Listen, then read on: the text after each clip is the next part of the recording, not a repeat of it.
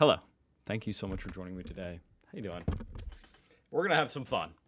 Or at least, I mean, I think it'll be fun. Maybe not fun for me. I don't know. But basically, I found a TikTok about Trump and him threatening tariffs on the EU, this type of thing. But we're really not here for the TikTok. We're here for the comments, which I assume will be mostly Europeans responding to it. So I guess I'll play the TikTok real quick, and then we're going to react to the comments, which may or may not be fun. We'll see. A 200%. Let's see.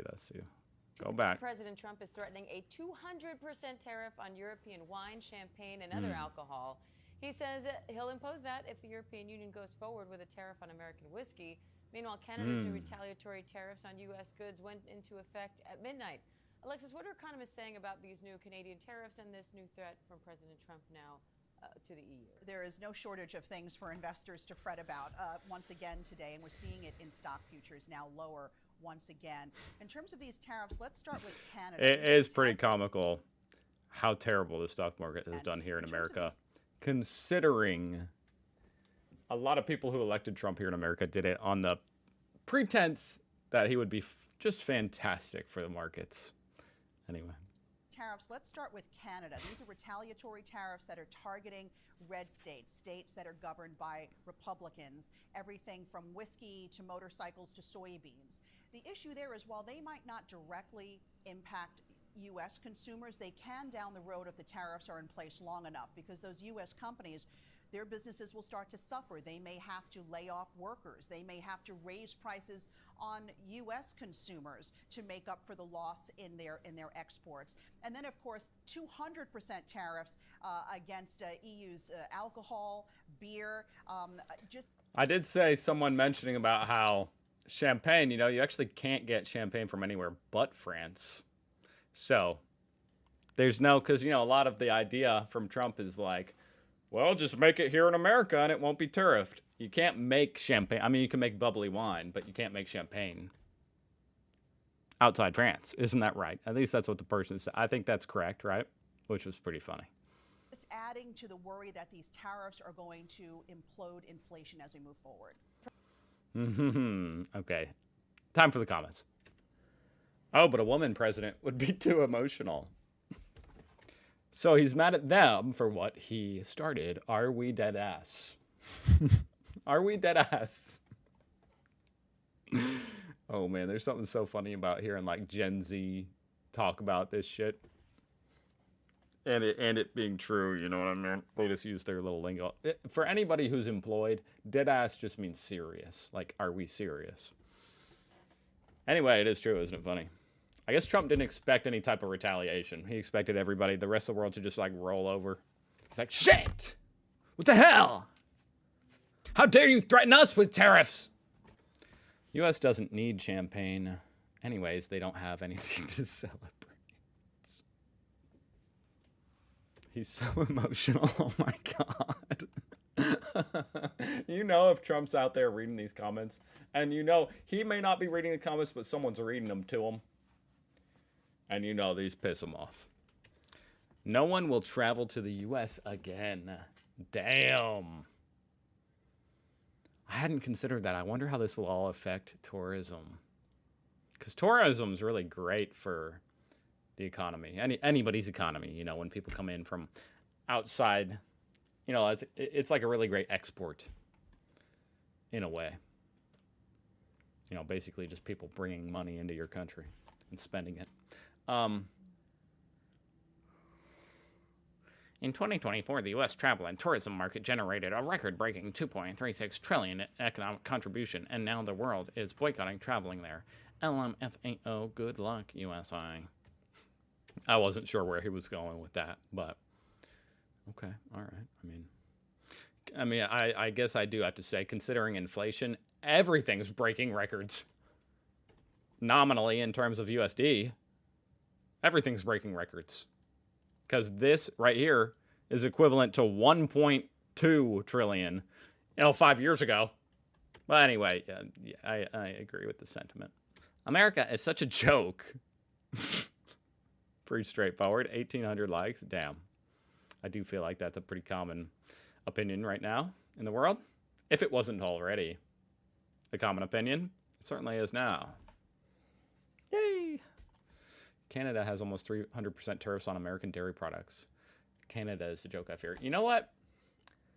This is like a common talking point, you know, like, oh, all these other countries we're already tariffing America. And I just want to see a chart of the current tariffs across all different goods from in and out of all different countries and stuff. I just want a chart. And I have looked for that chart, and I cannot find the chart. I've looked. I've really tried, because I want to just understand the full picture. I cannot find it. All he knows how to do is sign executive orders. Sell Teslas. He doesn't know how to sell Teslas. Let's be honest. Okay? He called it a Tesla. Shit. God, you know, I really don't like that thing where it tries to snap your window if you bring it to the top up there. I love Tesla. Which one do you buy? Goddamn boomer. Not that there's anything wrong with boomers, all right? I'm just saying. Damn, that is stupid. That's like how my parents used to call it. Or really, like all the parents used to call it Pokemon. It's almost like they did that on purpose. Oh, you're playing with your Pokemon cards? I love Tesla. What is it called? Tesla. So all he knows how to do is sign executive orders, sell Teslas, and threaten tariffs. And also, Tesla sales are record lows and dropping like a freaking rock. Anyway, I shouldn't say record lows. They're not, obviously they're not record lows. Like they sold less in the first year of their existence. But sales are declining. Anyway, and threaten tariffs. Yeah, the amount of executive orders is pretty wild. I've spoken about this before, but it's just crazy to me because during the Obama era, conservatives used to, you know, there was a big talking point about, oh, too many executive orders, too many executive orders. He should have to go through Congress for this and that. Now it's like, that's just all out the window. Nobody seems to care anymore. Just, have you ever even heard of Congress? Do they need to do anything? I'm not sure. Canada has an ongoing boycott on all American product too. Tariffs don't matter if nobody will buy it. This comment is kind of like confusing me. Like, what are you talking about? You're saying tariffs don't matter, the Canadian tariffs. Like, if Canada puts a tariff on an American product, it doesn't matter. Or at least that's what your comment is saying. I don't think that's what this person means to say, but that's what this is implying. Because, of course, the tariffs Trump is issuing are on Canadian products coming into America, not on American products in Canada. That would be Canada's tariffs. He doesn't care. The tariffs don't affect him, and he doesn't care about American people. It's a numbers game to him, and his number is bigger than theirs. He doesn't care. What? Most of my life, the only thing I knew about Donald Trump is that he's a con man. How the hell did we end up here? It's a long story. That's interesting that they say Donald Trump was a con man. Most people just thought of Donald Trump as like the star of The Apprentice. Well, I mean, before that, they thought of him as kind of like a big shot real estate developer in New York City, who inherited a lot of his father's fortune. He's just, you know, and yeah, he was in some controversy though, like with, was it Donald Trump University or some utter scam? He is just dumping the economy so his rich friends can invest low, and when a Dem gets back in and fixes it, he will claim it was because of him that they are getting even more money. I've heard this. This is a strange talking point to me. Like, he's just purposely dumping the economy so his rich friends can invest low. His rich friends are already invested in the market. They're pretty pissed at him, to be honest. Like, a lot of people who are big MAGA people, I've noticed are like,